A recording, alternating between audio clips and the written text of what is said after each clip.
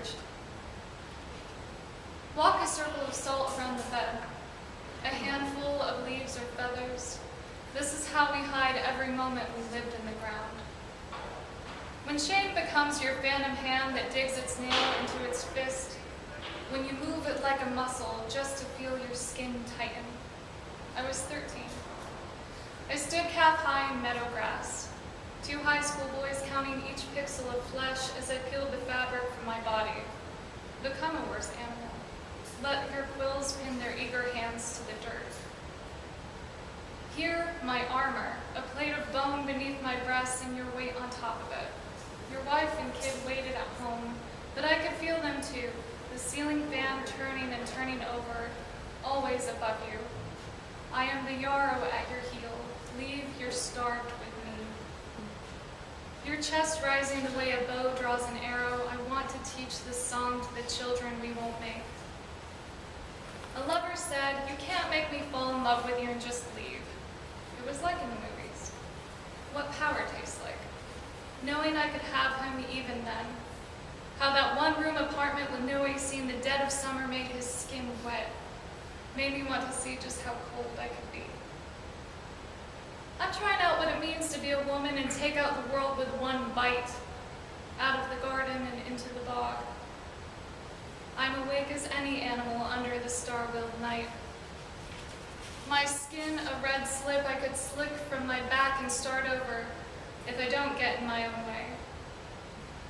Behind the screen binds cursive the names of ghosts. The faucet beads into the basin, be the space between each drip. In the kitchen, his callous hands pin my thigh. I don't want to be held that way. But the body is already bones and dirt. You can bury it anywhere.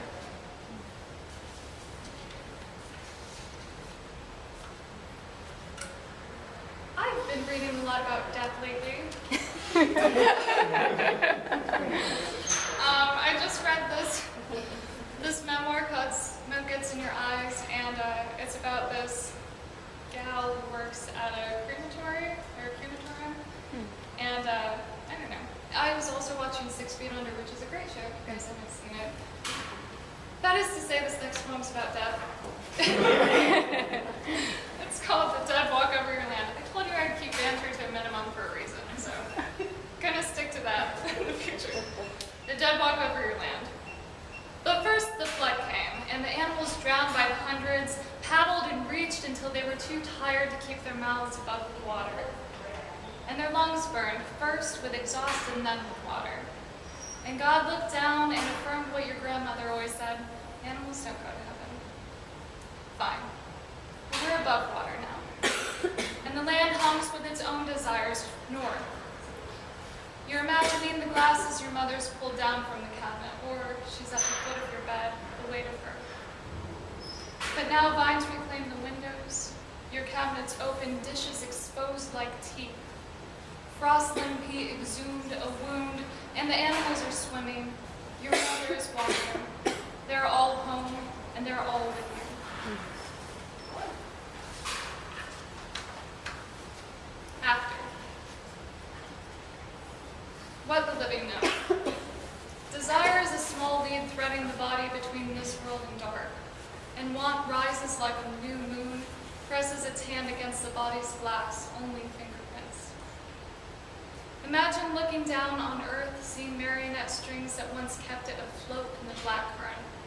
Think of every moment breath swept through you unremarkable. Your hand, your heart squeezing a handful of red petals. Bite a memory between your teeth before it's gone. The boy who pulled a ribbon from your hair and wrapped it tight until his finger purpled. Or did you want it back, you say, your life or someone else's?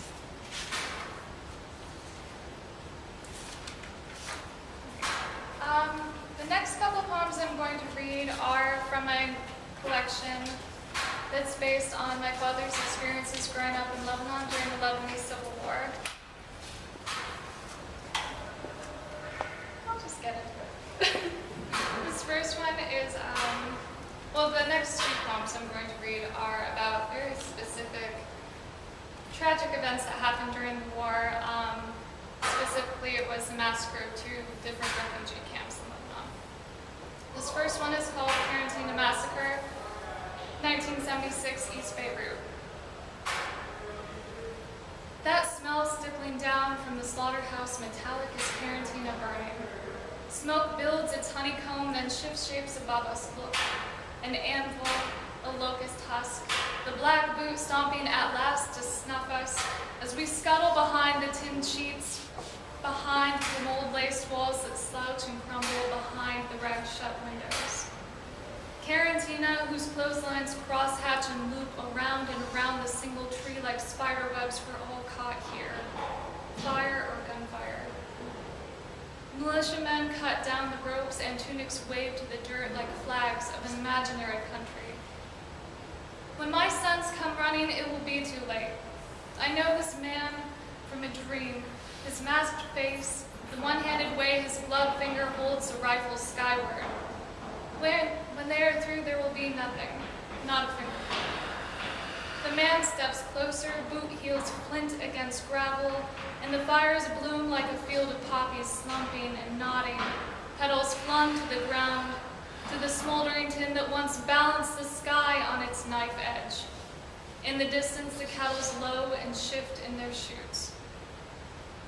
When I hold up my hands to him, I see in that moment a decade of nights in Quarantina, the tenements and runoff and slaughterhouse dissolving into absolute dark, oily dark that slipped over patched roofs and sloped doors, dark pinned up by the sharp ends of stars, dark you could carry, dark you couldn't outrun.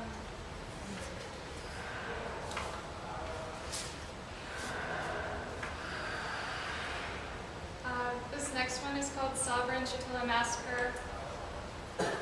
What you need to know is that there is an epigraph before it by a journalist, Robert Fisk. He covered a lot of the events during the Lebanese Civil War in the 70s and 80s. And I watched a documentary where he was walking through where the Sovereign Shatila refugee camps were, and he was just narrating what he saw firsthand there. And so this epigraph is from that documentary. He said, "The first thing I saw were horses, dead horses, behind around where that white building is. And I thought to myself, why would anyone kill a horse? When I can't look any longer at the animal shot down, I close my eyes and draw it to its feet.